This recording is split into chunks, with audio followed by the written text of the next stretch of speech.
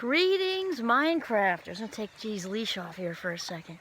And welcome to another Minecraft discussion. My name is Kimberly Quinn, and I am thrilled to be in the deep woods with loads and loads of bugs on this day to have this discussion. And yes, I could wear bug stuff, but it's kind of, well, in addition to being kind of toxic, it's toxic obviously for the bugs, but we kind of want that. But I don't like the smell and the feel and everything, so plus it keeps me in shape just swatting at them. But anyway.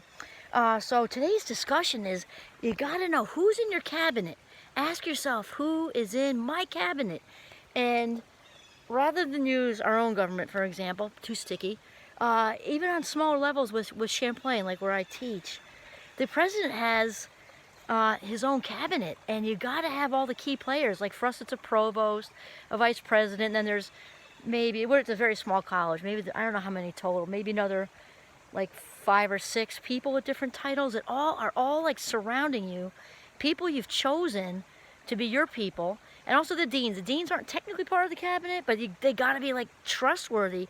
And so in my analogy with the cabinet, with like an infrastructure to a government, is we need to have that in our own lives. We've got to have a great cabinet, and they've got to go through a filter system. I know for me, my husband is my #1 best friend. Then, of course, I got my rooftop friend in New York, and my bestie from St. Mike's, and the infamous Dr. Dave I'm always talking about.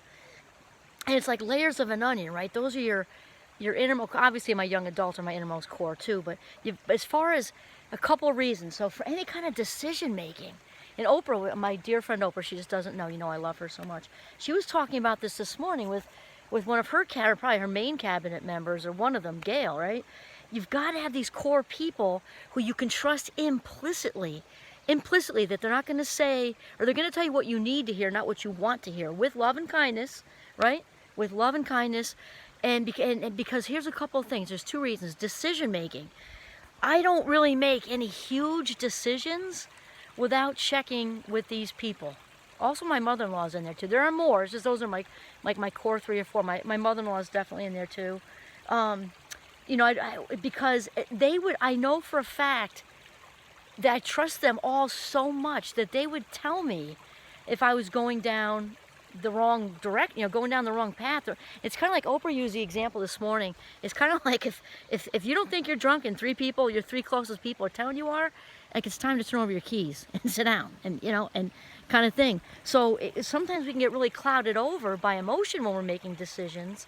And it's just really good to have a cabinet who can tell you, that you're clouded over, and maybe think on it till tomorrow morning, or, offer you, good suggestions, go for a walk. They're also the ones who you could call at, and isn't that babbling brook? It's probably maybe a little loud. I'll check when I get ready to edit this, but it's so pretty. Anyway, come on, little G.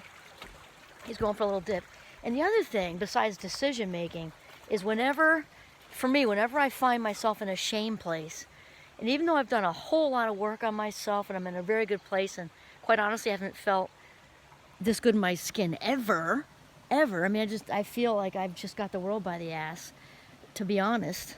And that said, I occasionally fall into, the shame place. Of course, we all do. It's what's, what it means partially to be human is we have to keep revisiting the places that we need to work on. So when that does happen, though it's far less frequent than ever, it does still happen occasionally. And the first people I call are those in my cabinet, to really to help me arrive at higher ground. And in order for that to happen, you've got to trust them implicitly, which means that person only wants to see you rise. They only want to see you do well and prosper and be your highest version of yourself. There's nothing else in their intentions with interacting with you in any way except for to help you be your highest self and live your best life. So, which means they can tell you if you're wrong. They can tell you if you're being selfish. They can tell you this is just not a good idea. They can also tell you when you're in a shame place that you are an amazing human being, and to try to redirect your thoughts from whatever it is that's taking your feelings down, right? Thoughts first, feelings second. They're masters at this, and typically you're that for them. But it matters a whole lot to have them that they can't have any agenda.